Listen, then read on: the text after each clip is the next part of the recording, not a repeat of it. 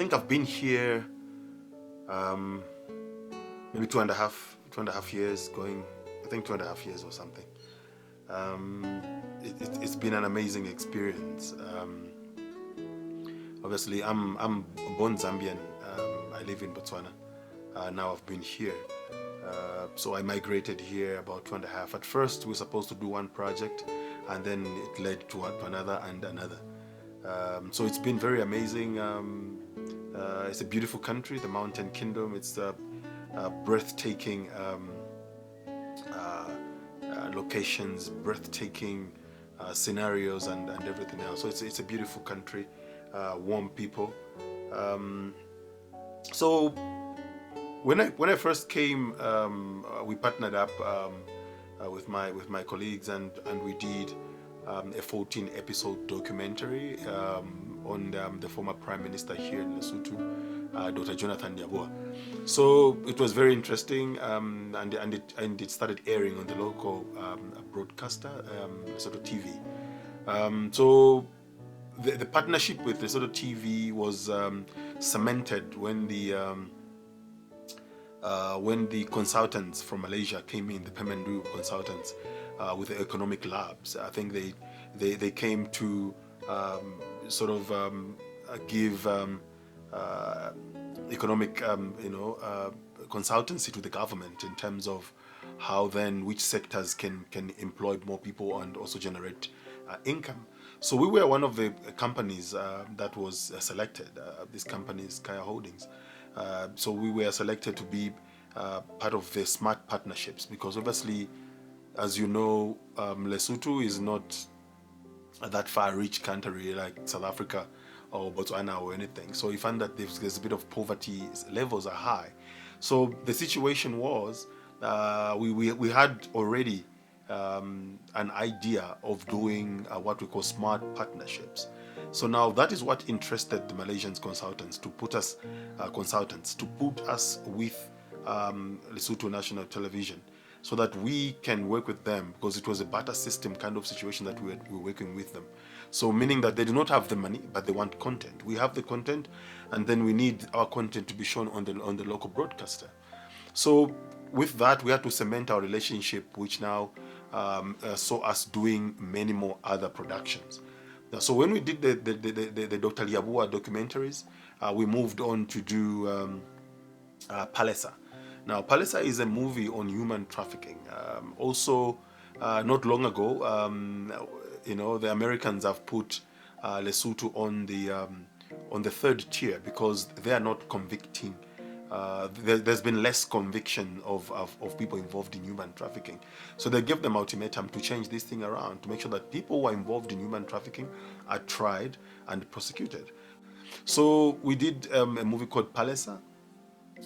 It has really helped sensitizations with various NGOs that I basically work with, because the human trafficking situation is quite bad. So we did a documentary drama, which also won an award at the Lesotho Film Festival. So it was quite interesting, and I was quite proud with that, with the team, that it really was a good achievement. After that, we went on to do a project called Step Up Lesotho. Step Up Lesotho is a musical talent search show, which we did season 1, sponsored by Vodacom. It was brilliant, which saw over thousands of young people participating, and we obviously empowered the winner with a VW. A brand new VW Polo, and we gave them scholarships. I mean, I'm a sucker for education, so we made sure that we get the scholarship for these artists, because I've always believed that musicians should have a fallback plan in terms of an education, just in case there's no tomorrow. You need or something happens to either your voice or popularity. You can fall back to a day job. So that is basically so it was one of our biggest projects, Step Up Lesotho. It was very nicely done. We had a lot of talent that came through. Most of the artists that came through, they are doing quite well. in terms of making something out of themselves. So that was basically our aim, and soon we're trying to work on season 2 of that one. Um, Obviously, the lockdown came in and it disturbed a lot of things. This COVID-19 situation, it brought in a lot of problems in terms of us going forward and do a lot of our projects. Therefore, we now, because there was a project already that we had working in Kaya Holdings, which is called Edu Reloaded. Now, the Education Reloaded is a show that it's an education show of teaching the young ones, let's say from grade 1 to 12, or is it from primary to secondary school. So this, in the past, it was a partnership that the show was on the national broadcaster. It was done for free because of the, remember I talked about the smart partnership. But this time around, during lockdown, UNICEF came in with the Ministry of Education to actually put money in it. So that is how we now did the Age Reloaded. So those kids that are not going to school are able to benefit during that pandemic. And it worked very well. It was coming 2 hours every day, which is still running currently. So it was ranging from physics, chemistry, biology, and the young ones, and English, mathematics. So all the subjects were tackled in there, and it kept the kids busy and learning from home because the lockdown was total and things of that sort. So it brought a lot of positivity in that sense. What also happened is that after that, we decided to also now start doing more content, which saw us do girls to women. So now, Girls to Women or Girls to Ladies is a show that because I believe in girls' rights. I believe in girls being empowered. So we did a show called Girls to Ladies or Girls to Women, which basically removes the assertion of girls thinking, I'm gonna just look pretty and get married. I'm just going to do this and have multiple relationships. I'm going to do this. So we try to empower the girls to say, look, you need to go to school, attend an education, be independent, be your own self, and do not start thinking I'm going to get married to a rich man. Obviously, it's anybody's girls. It's every girl's dream to get married to a rich person. But obviously, it leads to a lot of other things. They take advantage of you. It brings in gender-based violence because you're dependent on a man. So we brought this show to talk about that. Obviously, I am a psychotherapist. This is a story that is very close to my heart. I do a lot of counseling for young people, free counselings. I work hand in hand as well with the police when we've got rape victims and abused children. I do also work with NGOs. I do free services, and also sometimes, obviously, paying gigs as well. But usually, I do a lot of that for free because I don't practice 100%. So I try and do a lot of voluntary work in terms of my other profession, which is being a psychotherapist. So I help out that direction, and I also, but obviously 70% of my livelihood has been in media because I'm a media specialist as well. So that is where I've channeled 70% of my livelihood, and then the 30% I do voluntary, and I also do counseling on the side. So that is how we came up with this the show called Girls to Women. Then moving forward, we went and started another one which is called Talking Movies. Now, Talking Movies also showcases the local content. Like I said, the governments, many SADC countries, if not African countries, governments do not really invest a lot of money in the arts. One such case is here in Lesotho. So we find that filmmakers do not have a platform where to be heard in terms of people to know what kind of production are there. I know there's film festivals where they can showcase, but those will happen once a year. So we decided to bring in a show that will give a platform to filmmakers to tell us what they go through, their challenges and the successes and what it is that they have. So we give them a show where they can talk about themselves and sell themselves to the people, so people can look for their productions or content so that they can sell that therefore. But it's a bit of a challenge, in that the filmmakers do not have a platform, and we created this platform to help them be heard, and it's working quite magical because it got the attention of the of the lawmakers and the government in terms of realizing these are the problems that these guys are going through, and which is eventually going to bring everybody else to the table and see which way can go forward in terms of having their content either aired or getting help in terms of equipment and production and so on and so forth.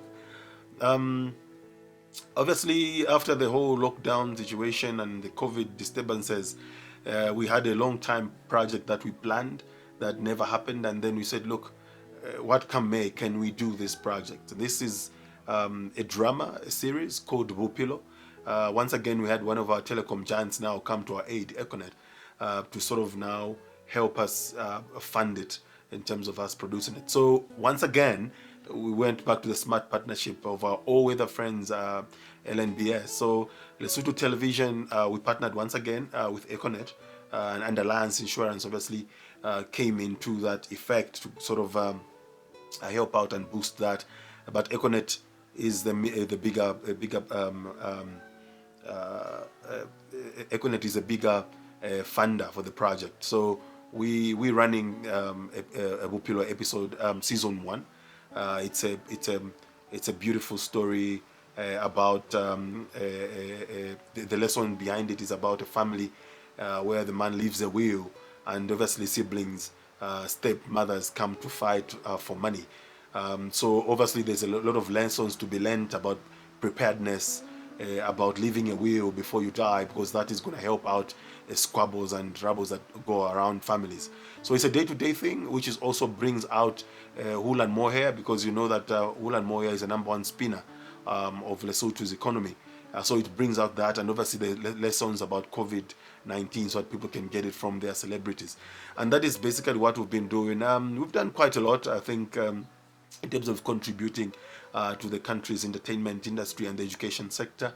And I think being a person who came from outside to come here, I feel good to have contributed in also impacting training and changing lives for the locals and employment opportunities, and so on and so forth. So our ultimate goal, but because basically I'm not going to leave the country before opening up a TV station, which is ultimately going to be a bigger project where all this content stuff I'm talking about, all these things that we're gathering and shooting, we've amassed a lot of that, is going to be aired on that television, satellite TV channel. So that is the ultimate goal, basically, now to have that. Even if one day I'll be long gone, I think legacy will live on through that, through content, through the first ever private owned broadcasting. I'm Leonard Nyambuya from Zimbabwe. I came to Lesotho 2017 at the invitation of the central bank. They had established their stock market in 2016, and the invitation was for people who can actually come here and register stockbroking companies to help facilitate the listings and trading of shares on the newly established stock market. So when we came here, there wasn't much activity in that space. We took it upon ourselves to say we really need to create awareness about this thing in the country, because the stock market is the engine of any economy. Actually, for any economy, the power of any country, it is its economy. And the capital market of the stock market is the engine of that economy. So we are here to help to drive that engine, or to establish that engine, so that when the wheels are turning, the economy can be developed. And also, there was a gap between what was happening and what should happen. You see, when companies need to raise capital for their projects to develop and ultimately create employment and opportunities for the local people, they need to be capitalized, and the capital market plays that function very well. And at the same time, investors or sellers, those who are the owners of capital in any country, need to be given an opportunity to invest their monies so that they can actually create wealth for themselves and for generations to come, and at the same time also participating in the building of the economy. So the people here have been deprived of that opportunity for a very long time because of the absence of stock market. So we started actually the initiative to say, how can we engage the local people and the local corporates so that they can utilize the newly established platform. So one of the initiatives that we took upon ourselves was to establish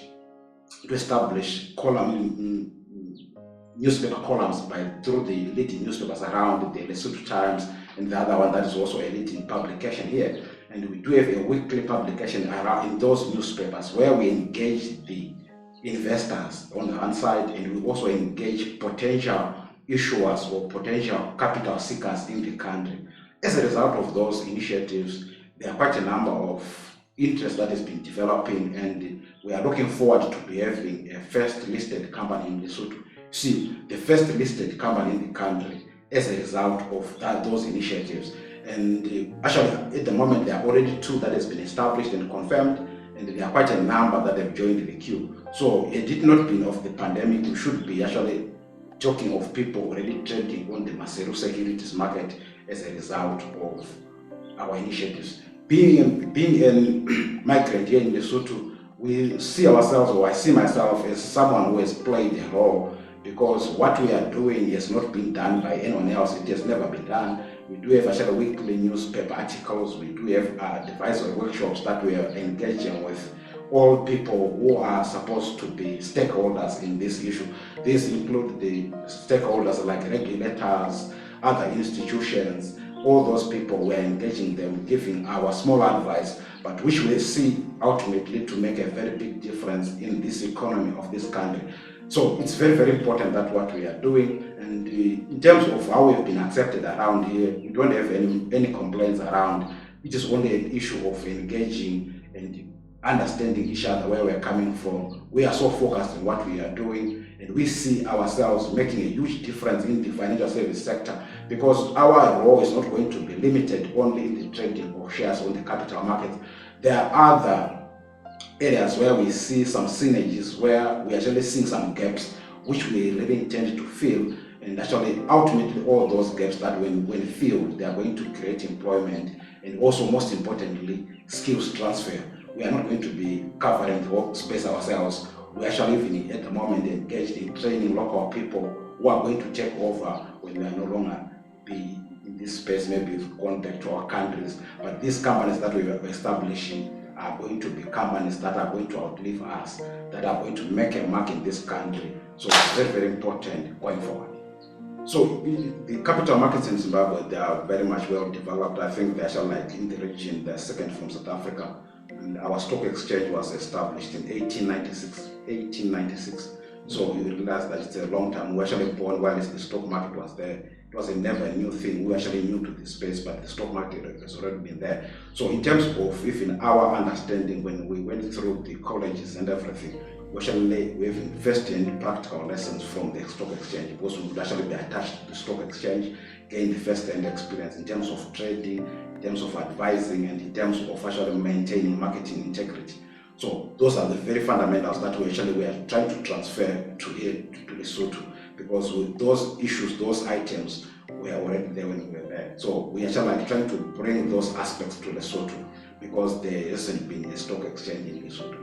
It's also very unfortunate that it's maybe like the only country that didn't have a stock exchange, which means that actually the local economy has been put on hold in terms of development as a result of that. Stock markets are there to help develop economies. Actually, if you look around everywhere, all these big corporates, big entities that we know, all of them, they've got their roots in the stock market. Even actually in terms of wealth creation that we're also trying to help local people to do, all the richest people we can actually think of globally, they've got their roots in the stock market. So the establishment of this thing, this entity, it will also help people in all those facets.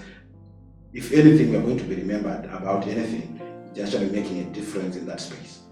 Certainly, this is actually, we have just concluded the first IPO. It has just been concluded. So, what is the first IPO, which is the initial public offering, where you actually inviting the public to participate in the purchase of shares that have been issued to the public. So we've just completed that. So that only tells that it's only a question of time before actual trading takes place. The other companies are coming through. So certainly 2021, we are going to certainly see the trading happening on the stock market. What has been delaying maybe for the first company that has concluded this first IPO is these lockdowns as a result of the pandemic. Also, I think the pandemic, we actually almost lost much of our time in 2020 as a result of that. all these companies, even including the other one that is coming up, were supposed to have been concluded in 2020, but as a result of the delays coming from the lockdowns, inevitably, we actually like to take back some time. So but we look forward to having some activity on the stock exchange. In Cashlaw Securities, there are 2 Zimbabweans who are actually like executive members of the team, and we do have 6 local people whom we are working with. In terms of skills transfer, partly we've started to transfer some skills, but up until we have started trading and having the actual activity on the stock exchange, can we fully say we've transferred much skills? Because what we are now doing and currently engaged with is actually like to have some of our people attached to the functioning stock exchanges around the region, so that they gain that experience, so that they're going to bring here. So in terms of the actual activity and actual skills transfer, we can actually put a full stop when this trading starts. Currently, it's just maybe some of not the core activity of the company at the moment.